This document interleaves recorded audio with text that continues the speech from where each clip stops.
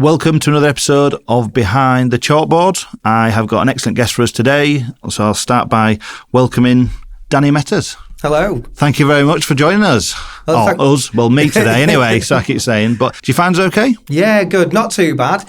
Lovely rural setting and great facilities here. So yeah, thank you for having me this morning. It is. We do all right, actually. We've got plants and, yeah, as real as they can be, and and free parking. That's always a bonus at this day and age. Plenty of free parking. So without further ado, we'll jump straight into it as we always do.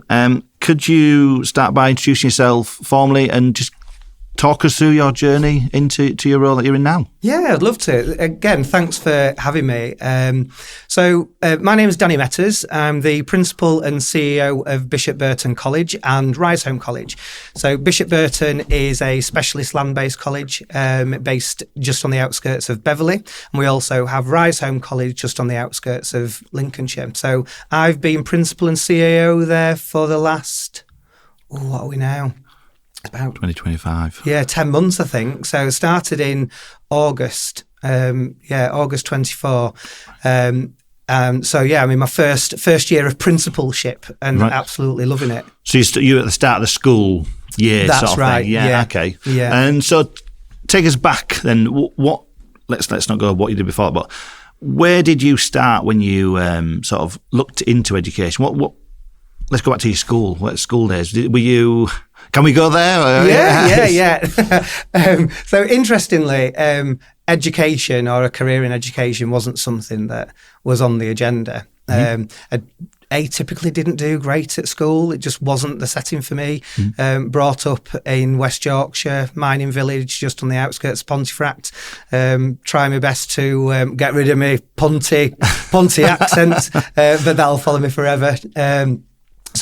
Left school and FE really has been the saving grace, really, from an education setting point of view. I'm a true advocate of FE and a byproduct of it. So, finished school, didn't do that well, but knew that I wanted to do more than just following my parents' footsteps, that they were born in a house, then they bought a house 3 doors down and worked locally. So anyway, I went to Leeds and studied in Leeds, redid my GCSEs, but specialised in animal care and animal management because I knew that I wanted to work in the animal industry. Didn't quite know whereabouts in the animal industry I wanted to work, but my uncle helped with trying to find the next right steps after school because it were quite a niche market.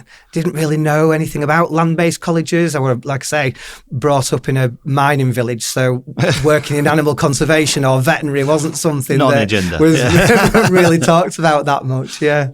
So, like I say, you didn't really get fulfilled at secondary school or primary school. What was that? Was it a love for animals, or did you have a lot of pets growing up and things, or was it something that you just sort of took on yourself? How did that? Because that's quite I'm probably not a huge animal person, but I remember I used to have a cockatiel when I was. It was the only thing a pet I could have because my brother had asthma. We could have no fur, and my dad's like, right, well, we're not going to budge you, but we'll get a cockatiel instead. Cooler bird. So cooler bird. It was great. Do you remember? Timmy Mallet. Oh, right. Yeah. Oh, going back to things. A macaw. Yeah. And he had this cockatiel and, was it Magic? Yeah. That's what it's called. And so I love that sort of bird, I guess. And so we got a carbon copy of that, really. And it was great, a bit vicious at times, but it was a nice pet to have, apart from cleaning the cage, but you got to do all. So, that's it. So anyway, so where did that sort of come from, that love for? Do you know, it's strange because we were a household that was just a normal household. We had a dog. We actually had a cockatiel. Did you? There you go. And a couple of guinea pigs, and that was it. That's quite a lot, though. That's probably more than the most, I guess. Oh. Maybe I'm just a bit naive. I don't know. Well, do you know what? I think we might have had a couple of gerbils as well. I don't know. sounds like a vet. I think there was just a real interest there around animal behaviour from a really early age, right. And how it was something very different to what what we had in the area, really. Right, okay. So yeah, from there, I just had a real interest from just household pets and looking more widely. So always been really interested in David Attenborough and documentaries. Something I think that was more outside of my current life at that point in time, and just wondering what the big wide world had to offer. And so yeah, I paired up with a friend, and we rented an allotment when we were about 16, and we found out that a ferret rescue in Wakefield was being closed down, and we ended up taking on over 100 ferrets when we were 16 on an allotment. Oh my God. Yeah, so we had like a mini rehabilitation place that we were, because we didn't know, and the rescue at the time didn't know what was going to happen to those animals. So we were like, we can do it. Now, you wouldn't have that level of flexibility these days, thankfully, linked to animal welfare and husbandry, that you've got two 16-year-olds that were housing ferrets on an allotment. I'm not sure what the gardeners thought about the 100 ferrets. But it kept the vermin away. I don't know. Yeah, they did actually, yeah. Wow. So from there then, so you sound like you had a large love for animals, like you say, and quite a variety of animals, but quite entrepreneurial as well, even in that sort of caring way with having that sort of sanctuary for the ferret. So where did that take you then from moving into education? Did you have other role outside of education first, or did you get into? Yeah, so I did my degree in Leeds, and specialised in animal management and applied sciences. But as part of that, it had a real focus on animal conservation, UK based and exotic, so worldwide based. Once I'd finished college, I actually went travelling around Africa when I was 18. This is how naive I was coming from Ponte. I took two suitcases backpacking. Delboy-esque, yes. But wanted something different, wanted to explore the big wide world. So flew over to Africa to work in Kruger National Park doing conservation work. So dropped my suitcases off at the local backpackers place, and then just decanted that into a little rucksack as I was learning as I was going on. It was really cool, cool. So travelled around South Africa doing animal conservation work, and that really cemented the piece around moving on from further education, college, from doing animal care, animal management and science, into university and doing a BSc in animal management and applied science and conservation. So So came back from Africa, did my degree, travelled around the world as part of that, working in animal conservation roles and working with veterinary groups in Sri Lanka, doing post-tsunami work, which was really, really interesting. And then once I think I was in Greece actually at the time, doing working with a group doing turtle rehabilitation and conservation. And once I'd finished doing the research project piece, one of my old lecturers got in touch while I was out there and said, when you come back, will you come to college again and inspire the next generation of animal students or conservation students or science students, so they can really see what you achieved from being a further education student and where you are now. Came back from Greece and held a guest lecture spot and absolutely loved it. Right. So at the time, the students enjoyed the feedback around that applied piece, from taking that theoretical underpinning in college and then actually applying it out there in the big wide world and enjoying life, but also having real meaningful impacts between the age of 18 and 23. Do you know what? This is why I love this podcast, because that is what a snapshot into your sort of teenage, young adult life. It was, mine looks very boring in comparison. But yeah, that's amazing. That's really impressive to sort of, it sounds such a little thing, like to you, you're talking about such a small thing, but that's huge. And like being able to come back and then give you your sort of experiences that you've had. And because a lot of times, like you say, people do the degrees and they go through the process and, I'm going to go do some backpacking in Australia or wherever, or South America. And it's just sort of like, they're finding themselves a little bit, I guess. Whereas you sort of had your aim and your goal in mind already, but just getting that hand-on experience at the same time, it must have been phenomenal, really. So it's sort of, so from there, you've sort of done the sort of teaching and a bit of lecturing sort of thing, and is that where you got this a flavour for sort of being back in higher education,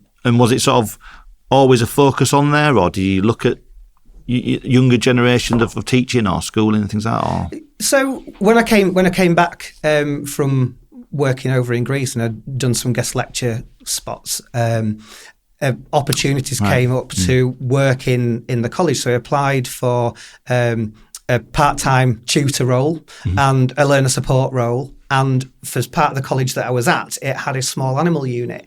So I ended up having 3 jobs at the same college, which was Park Lane College at the time. One being a part-time tutor, one then working in the classroom as a learning support assistant, then on weekends running the animal unit, the facility itself. So from there, I just really got a taste for education and the understanding of the impact of FE, further education, that a long time ago, it used to be called the second chance institution did FE, but now further education is for everybody. That's how progressive FE's been.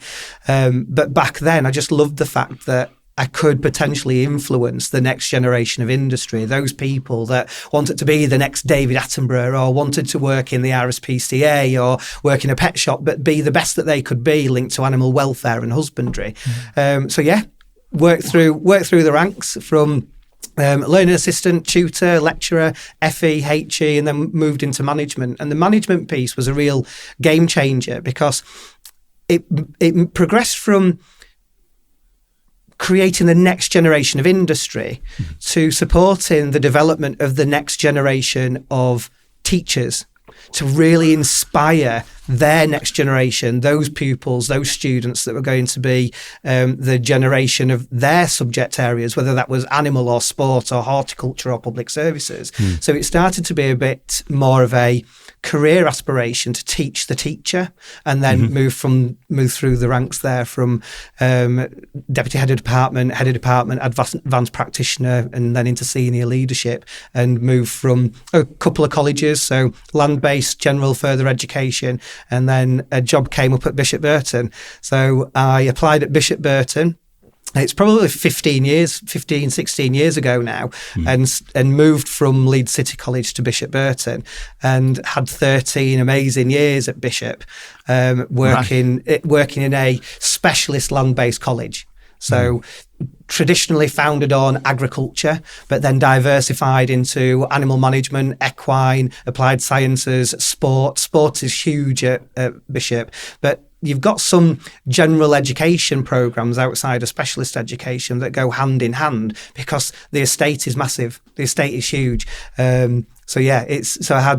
I was there for about 13 years, worked in a variety of different roles, and left when I was vice principal of Rise Home College over in Lincolnshire to become principal elsewhere.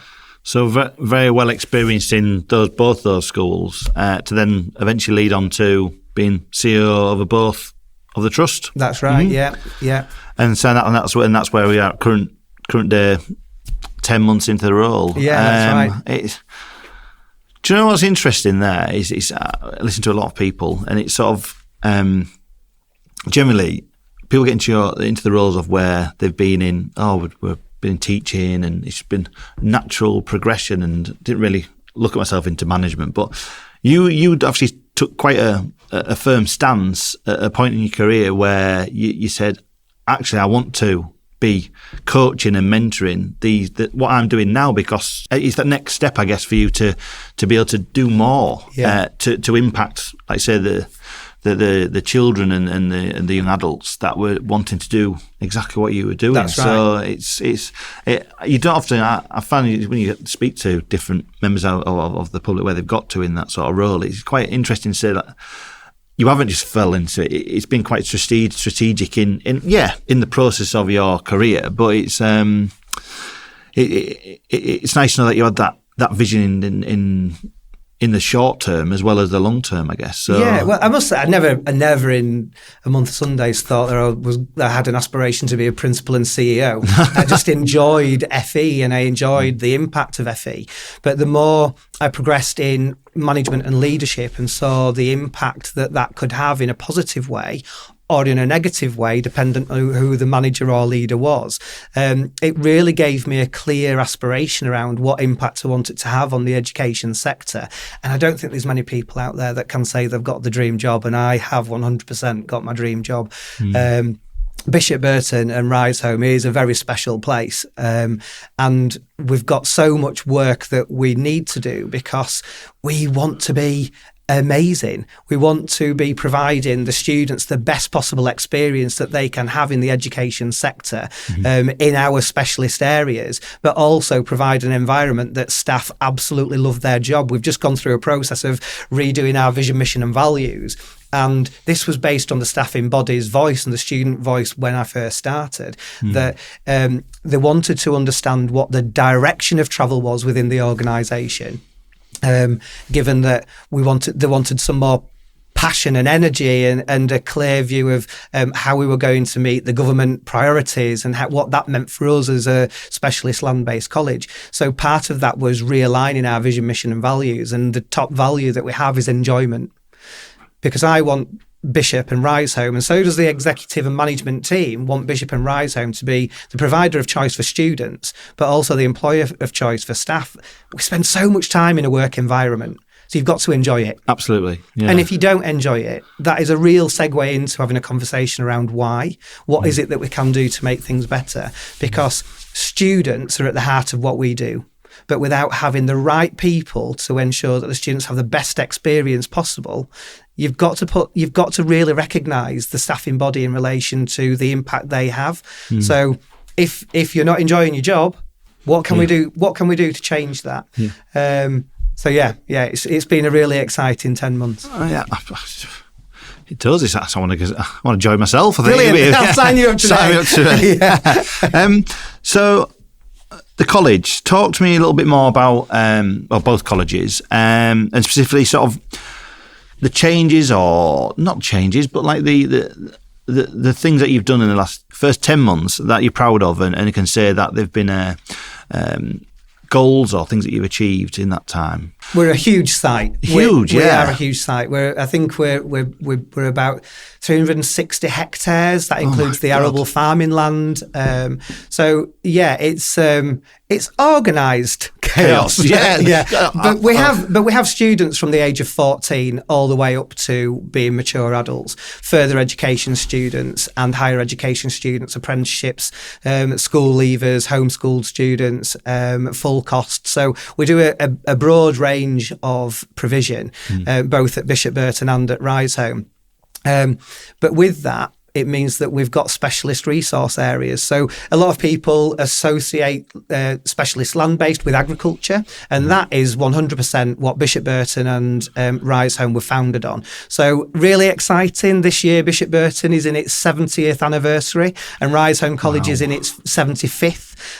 But from the established launch of the college, it started as a land-based college, agriculture specifically, and then diversified over the years to include other subject areas to ensure that it could be financially viable, because education is really reliant on government funding ultimately. And the benefit for us as a land-based specialist provider that delivers technical educational skills means that we complement the other educational offer. So even though we do agriculture, equine and animal, we are a provider of elite sport and have really great anchor tenants within the sporting industry. We have creative arts industries that we deliver, but the students that come to us to do art, design and fashion that don't go to an inner city college get real inspiration from the environment of a land-based college that links into that sustainability agenda and the environment and future-proof in their area of industry that they're excited about. So, so this year, really, really exciting things that have happened. We've reinvested in some areas of the campus. So we've had a refurbishment of the animal centre, so our mini zoo. Right. Wow. All of our resources are state of the art and link into real world environments. So if you are working in the equine industry, if you're working on the farm, if you're working in the animal facility, if you're working in sport, if you're working in the labs or studying in these areas, they are exactly what you would expect in industry. We are training the next generation for industry. So you get to practice and manage the theoretical underpinning and then the applied piece on site before moving into industry. So you've got that extra level of competence and confidence linked to the skills needs and technical needs of the future as a future employee. I think the introduction of things like technical A levels or T levels is sort of, everyone thinks it's new, but actually you're probably doing this for decades, really, that sort of technical aspects and hands-on approach. And we've been involved in a few projects where we've converted classrooms into healthcare,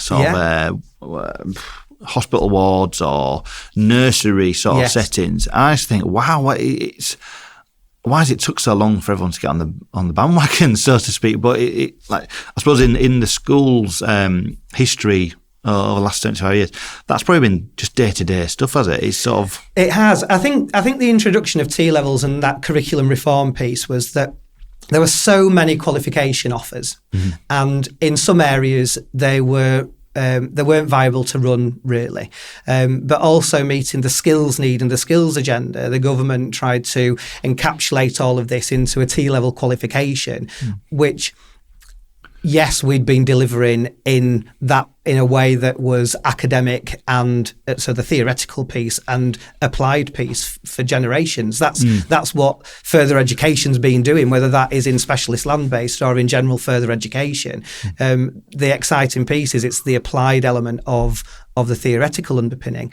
But that curriculum reform piece did hone down into specific areas of importance that were seen as drivers for the government. But it's very soon transpired that even though T-levels have a place and they're very, very good, T-levels aren't for everybody. And this is where technical qualifications come in to support A-levels, T-levels and the skills agenda, making sure that we don't create a void in that educational system. T-levels arguably was starting to do that because there was a focus more on higher level skills development rather than those at GCSE level 2, level 3 equivalency courses that are equivalent to A-levels but are technical, that are applied rather than pure academic. Right. Now, the introduction of the new government put a freeze on that that was very welcomed because it then meant that we could meet the target audience of the skills agenda and the introduction of Skills England, which is coming to fruition. So it sort of sounds like the T-levels are a bit late in the age group. Are you trying to say it should be more focused at maybe a GCSE comparable sort of age range? Is that how?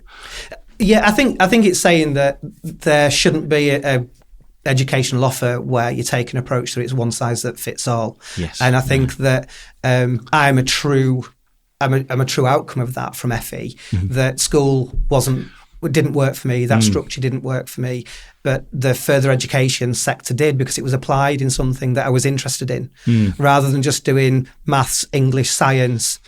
That had very limited contextualised outcomes for where I wanted to go in life. But the further education sector did, because you were studying a GCSE equivalent or an A-level equivalent, which allowed you to still go into university while working, getting industry skills and travelling, was applied in a contextualised way rather than just generic maths, English and science. I totally get that. It's sort of the amount of time I remember, even back when I was at university, decades ago, it's sort of, I'll do said degree because I want to go to university, not because I want to do said degree. Yeah. Whereas, I suppose, I was always shocked that the percentage of people that I spoke to while I was at university of like, oh, I don't really enjoy the course I'm doing, but I just want to get a degree because then I'll start work. But I was thinking, God, you spend all this time doing it. I love doing my degree. The course I was heavily engaged in it, and I honestly wish I had more of a practical route to get to that in surveying, just so I could be a lot better when I came out of university. But it was still quite a very academic structure of how it was taught. If at 14, 15, 16, if I was doing things that I loved to do, then in a very practical environment, you're just creating such a better education experience, I think, like you say. And I completely agree. I completely agree. So I'm doing the job that I do. What's that is putting the world to right here, aren't we? Yeah, sort of thing. But it's hard because, like I say, the media just portrays these sort of cold facts and doesn't really get to the grips of the on the ground sort of things that are happening. And like I say, this is what I love about this podcast, is talking about these things that we're constantly learning. Me and Dan sit talking for hours afterwards of things. Oh, didn't know about that. Or glad I need to research that more. So it's bizarre because it's like FE colleges are the hidden gem. Whether you're a specialist college or a general further education college, in the media, it's either schools or universities.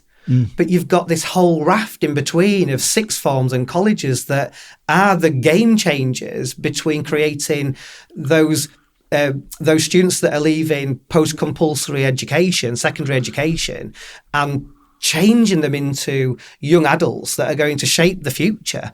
And FE does that. Whether you're at a sixth form or whether you're in a college environment, you're creating that next generation of industry or university graduate.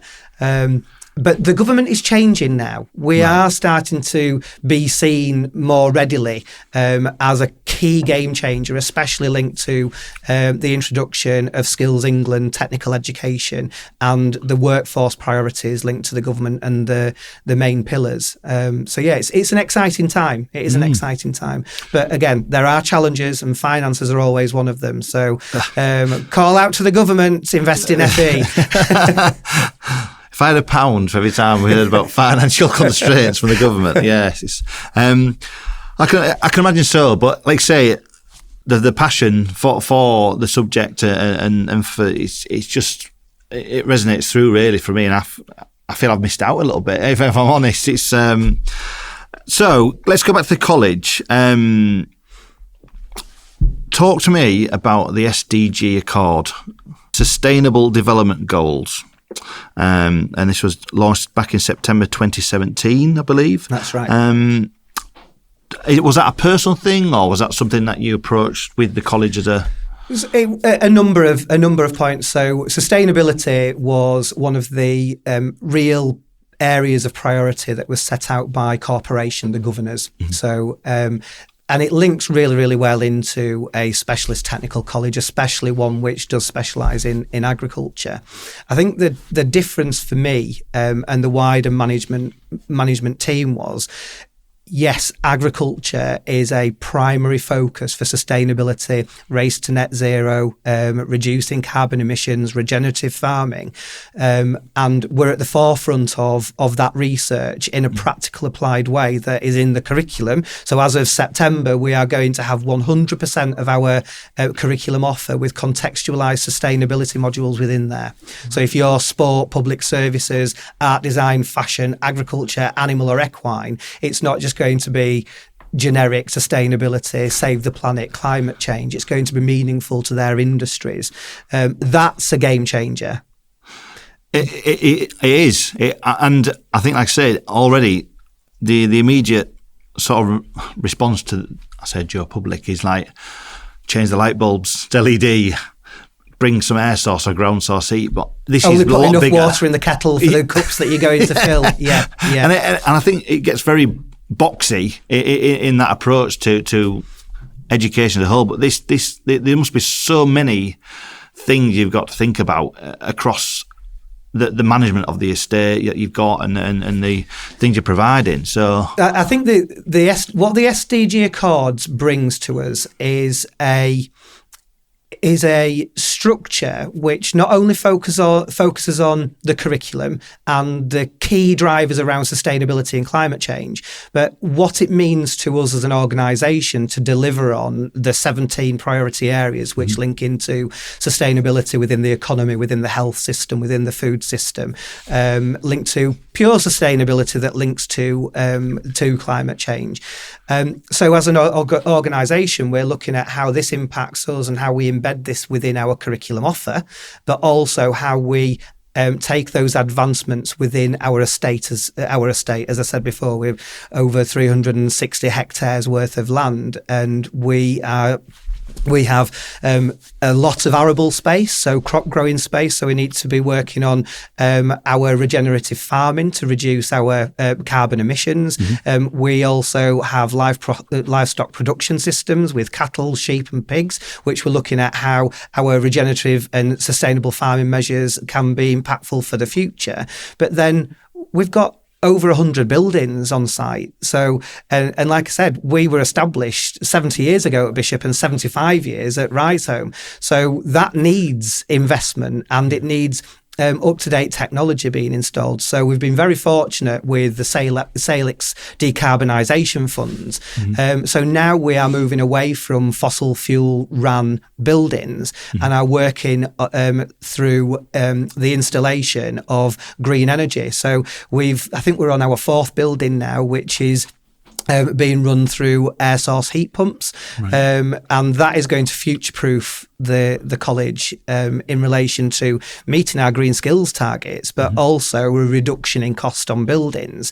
And we can also be an indicator for other colleges and other establishments to come and see the impact of installation of green skills and what that has on the climate, the economy and the productivity of a building. So if you're into estates, that's going to be really interesting. But from a college point of view, in a student point of view, we've had an investment in the heating and structure of a building that's going to see extended life into it compared to continuing with fossil fuels. Yeah, it's and on a large scale as well. Yes, so not just one boiler system to heat the school. There's a multitude of sort of expansive, and I suppose you can, and it's a phased approach that you're looking at, and it's sort of it's the continual growth for the school to be more sustainable.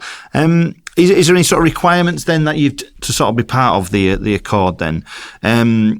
Is it something that you need to provide reporting on, or? Yeah, so as part of being the signatorer for the Accord, so it sits with the principal and CEO, so that's where it gains gravitas. So it's leadership from the top, showing that this is something that we're committed to. And it also develops that understanding around the commitment to the sustainability agenda. So if you were to apply to be part of the SDG Accords, there are a number of reportable factors that you need to engage with in relation to who you are as an organisation. Some of those factors will meet every organisation. So some out of those 17, you might be able to achieve all 17 reportable factors. But it might be because of how you're set up as an educational establishment, whether that's college, school or university, that there might only be 4 or 5 that link to you as an industry. For us as a land-based college, there's an awful lot more that we can tap into because of the sustainable farming element and carbon capture and climate change piece. So it is something that I would really urge people to sign up to, because it provides a platform to work towards that has a common goal. It has resources already in there for people to capitalise on, and it's free. Yeah, right. So it's no better reason. Yeah, that's it. Yeah, it's free and it's impactful. Yeah, exactly. I hate to bring him up, Mr. Clarkson's farm. Has that had much impact on? Because to me, the things you're talking about there, are the numbers that just from watching that series. Like, yeah. I can't sit and say I know everything about farming or agriculture, but I think that put into perspective how much cost and work and everything is thrown into agriculture. Has that had a positive impact on sort of people coming into the industry, and it's always been there because it's? So I think it depends on the audience that you ask. Yeah. If some traditional farmers will say that it's a marketing campaign of Jeremy Clarkson. It's his next vanity thing. project. Yeah. But actually, when you take a step back from that, what he is doing is the challenges that real farmers are facing. So he is a celebrity. That comes with different income streams and revenue to fund what he's doing there. Process. And it's a lifestyle that he's now chosen. For the farming industry, this is something. This is a generational lifestyle. It's something that has been handed down through the generations of farmers, and they are having the same challenges that Jeremy's presenting in a TV show. That the government are moving away from different elements of subsidiaries that used to be there that aren't there anymore, and he is shedding a light on that, which is raising the profile of farmers and the agricultural industry and the importance of the agricultural industry. Lincolnshire, for example, where Risehome is the heart of the food valley. The majority of our plant material and grain that feeds the country comes from the heart of Lincolnshire. Obviously, there are other areas within Britain that have key production areas, but we want to ensure that the animal production systems and crop production systems and dairy systems that we invest in as farmers and UK economy, that food is kept within this country to feed our population, because we know that it's high quality, it's high value, and if you look at it from a welfare point of view, we've got kite marks such as Red Tractor that show that we produce high welfare animal feed for human consumption that we should be capitalising on rather than importing from other countries.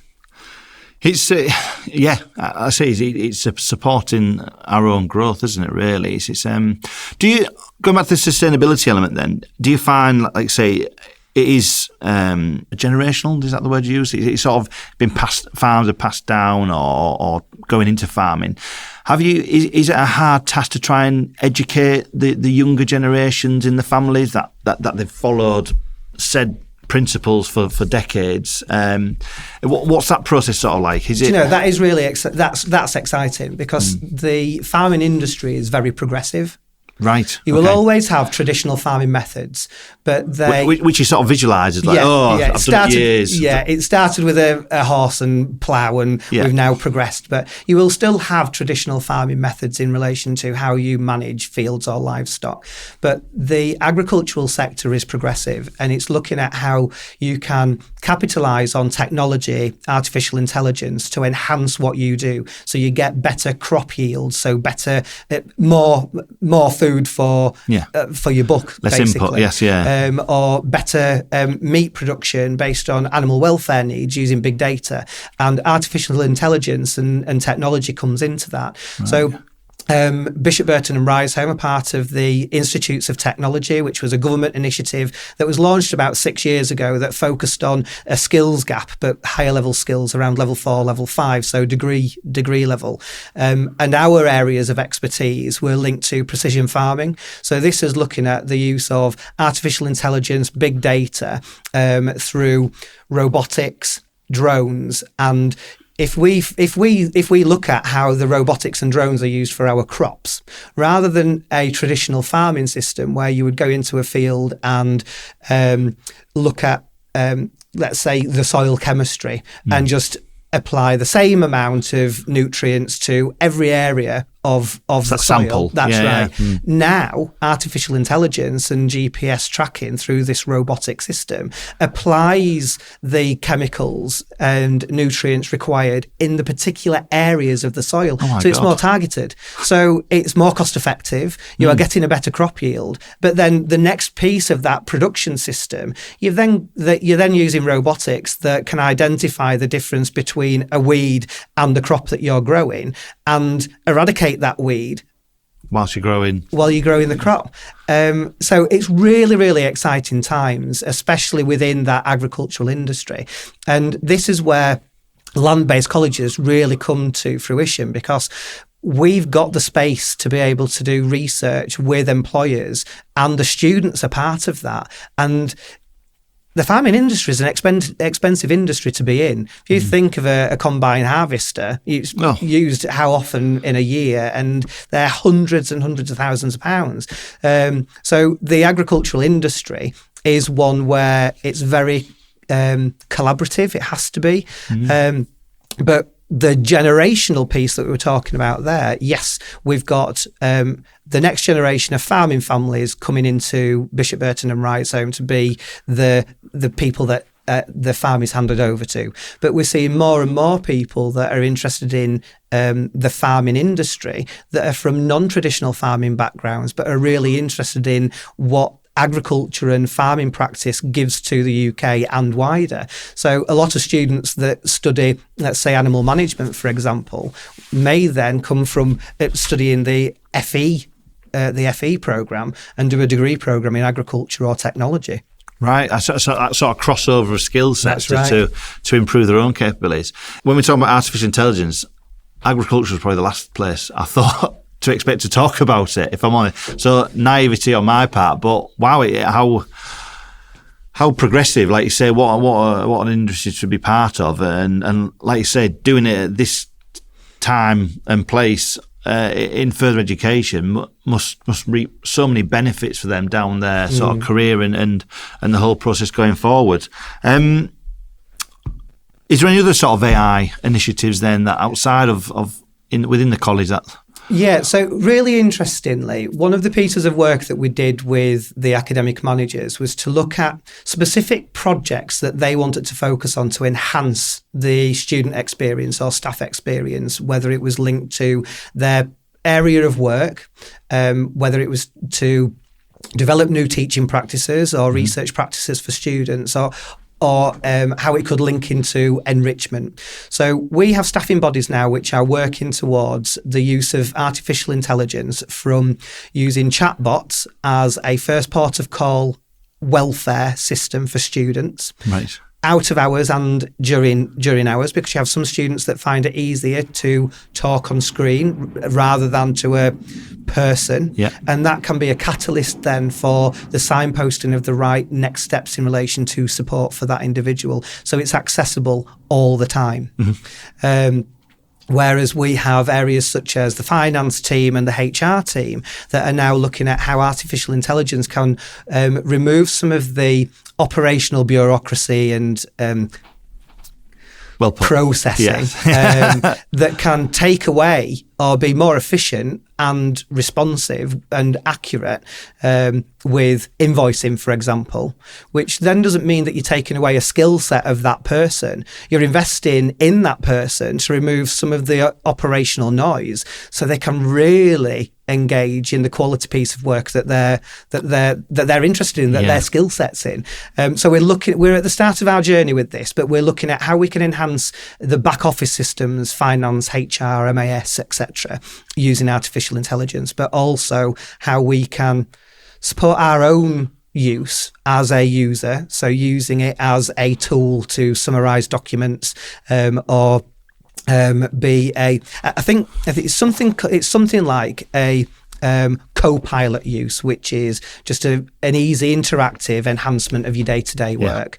Or you can use it as a co-thinker use, which is using it as a critical friend to stretch and push and challenge an initiative that you're wanting to investigate. So, for example, I've used it to look at how we can really enhance the student experience.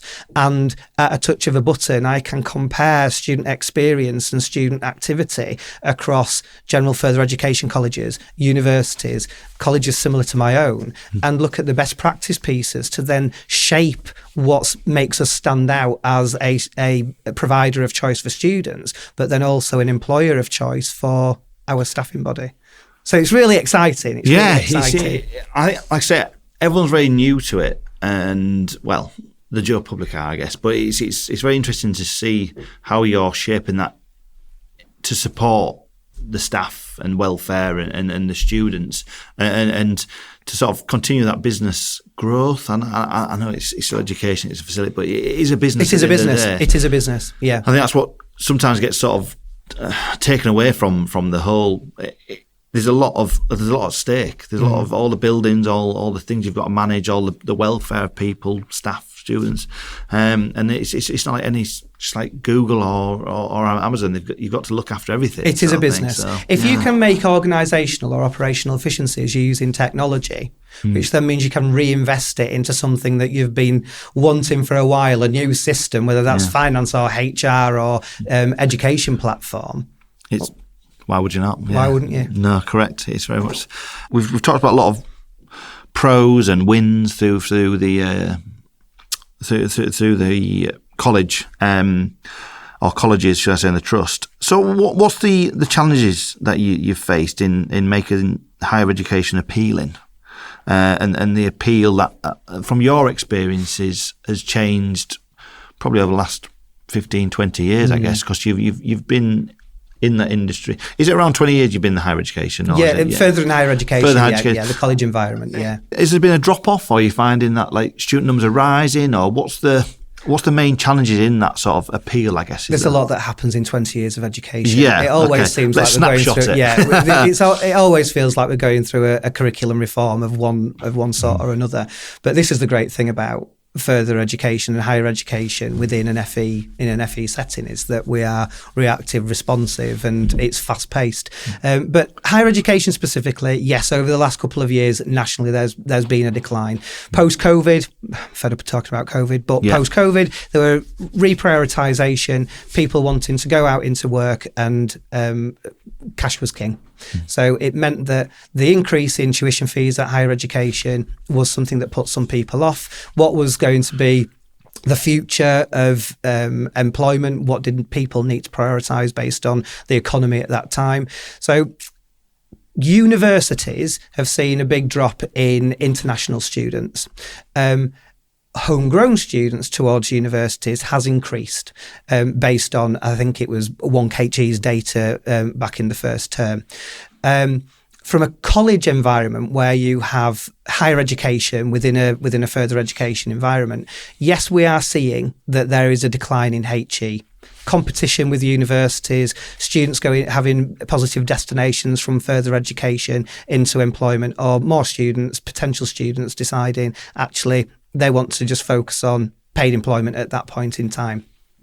The difference for studying within a higher education, studying higher education or degree programs within colleges, it's a very different experience to that within a university.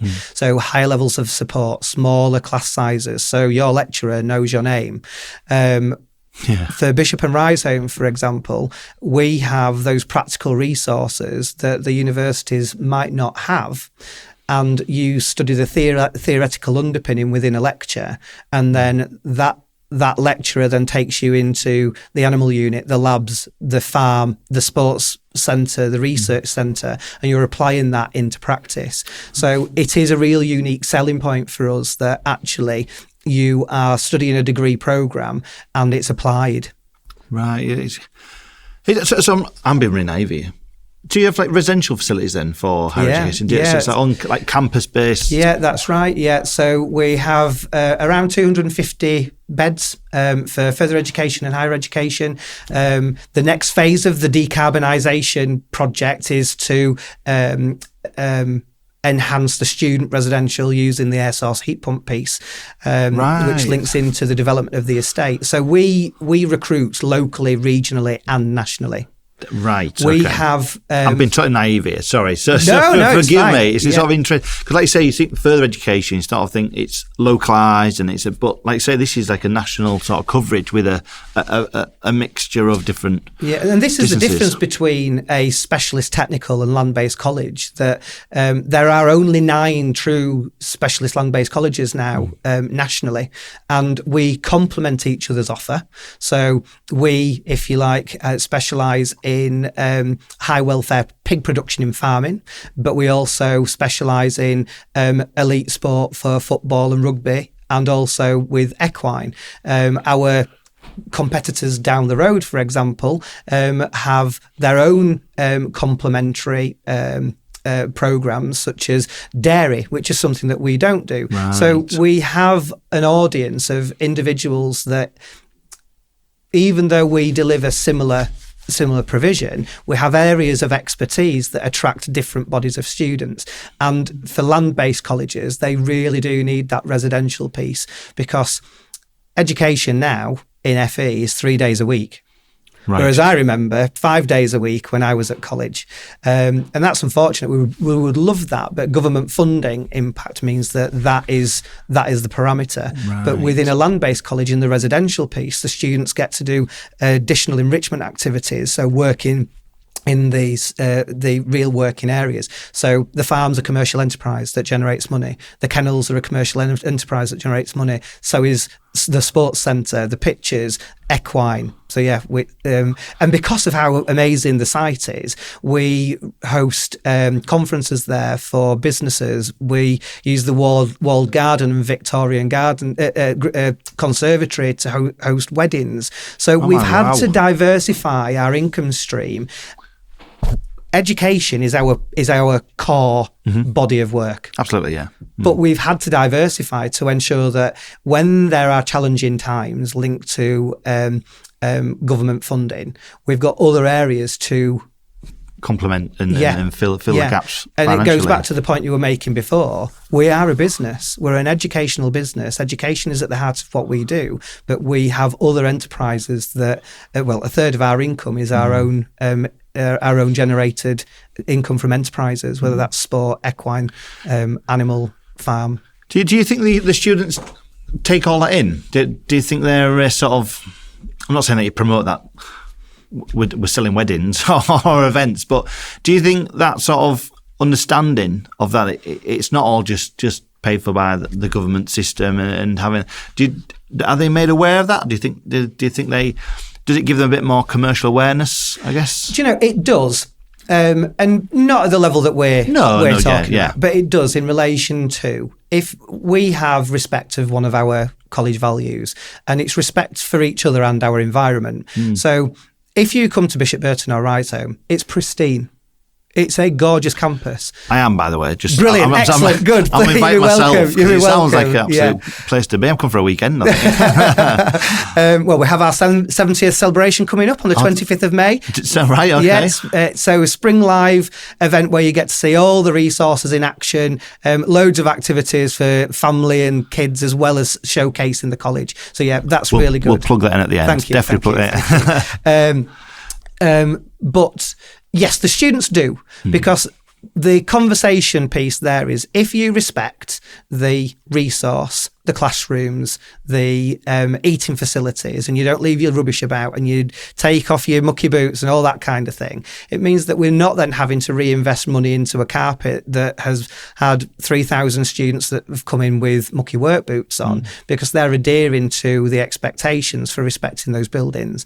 So, and where that doesn't happen, you can have the conversation using those values to say, if I have to replace this carpet, it means I can't buy you a new X. Yeah. So to that extent, yes. But for them really to understand the funding mechanisms of a college and university centre, probably not. But it's something that the lecturers do have as a complementary tool to weave into.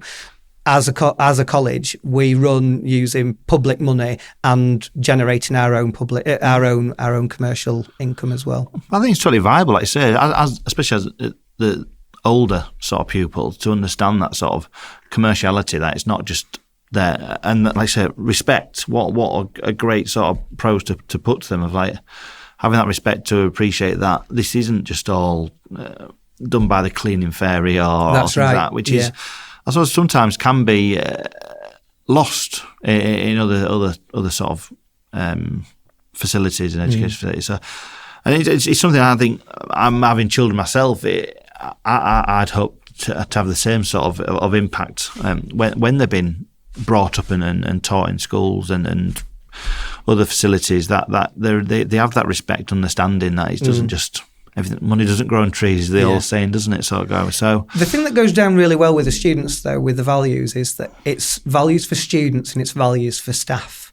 Yeah. So that respect piece goes both ways. We are delivering to young adults, and they are in a number of cases, they're transitioning from school into a environment where you don't have bells that tell you when to go to your next lesson, that it's self-driven. So not only is there an academic body of work there that our teaching and support teams are doing, we're also working with individuals that is developing their resilience skills and their team working skills and responsibility to become adults of the future, but young adults now, and being able to work within a flexible environment compared to compulsory education, the school system that is very, very rigid.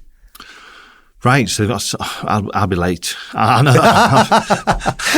Or I might not be. I might have learned the hard way at a younger age. But without that alarm clock, I guess, is the main thing.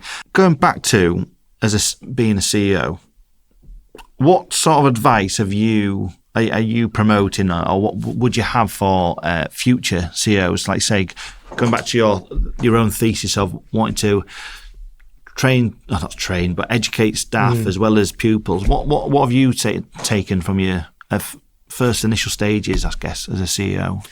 So, personally, I think what makes a great CEO is authenticity. Be you. Yeah. Because if you can portray your authentic self, you will get a lot more back from your peers and the people that you work with and who you are managing and leading, to ensure that you get the best for the organisation. And in my instance, that authentic self is, I'm a people person. I like to talk. So it opens up channels to have conversations with people, and that might be conversations that might be hard to hear or hard to receive, but it means that there's an open dialogue rather than having this ivory tower piece, which a lot of staff can see or can't go and speak to them because they're in the not approachable. That's right. Yeah. So that openness and transparency, I believe, through being authentic, helps to get the best out of individuals, which in this instance is reinvested back into the students getting the best experience and the college getting the best experience and the people getting the best experience. So authenticity, and let people work with autonomy within a framework, get the best out of people, whether that's staff or students. And the next thing that I'm going to do is a back to the shop floor. So I'm going to shadow a member of staff and a student for a day to get a real insight into who we are as an organisation that's really feeling it. So not just the conversations, the theory, the reports that come through. Going back to what I was saying before, theoretical underpinning and applied. So I'm going to shadow our students and shadow our staff to make sure that we're working in the right direction. So don't lose touch. Sort of undercover boss vibes. Yeah, but everybody knows who I am. It doesn't quite work. Yeah, no, exactly. Very good. No, that's. I think that's.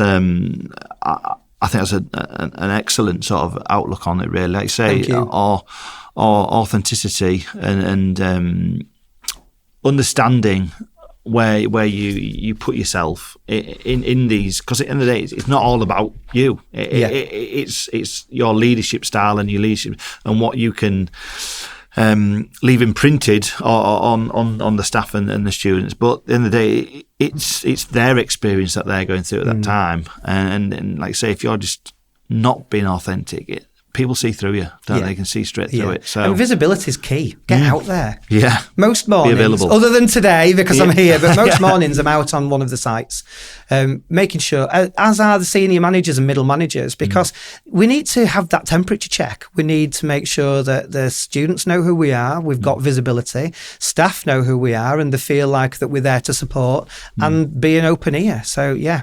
All I can say is, I think, thank you very much. Thank you for being on the episode. Thank you for having me. It's been great. Brilliant. Cheers. Cheers.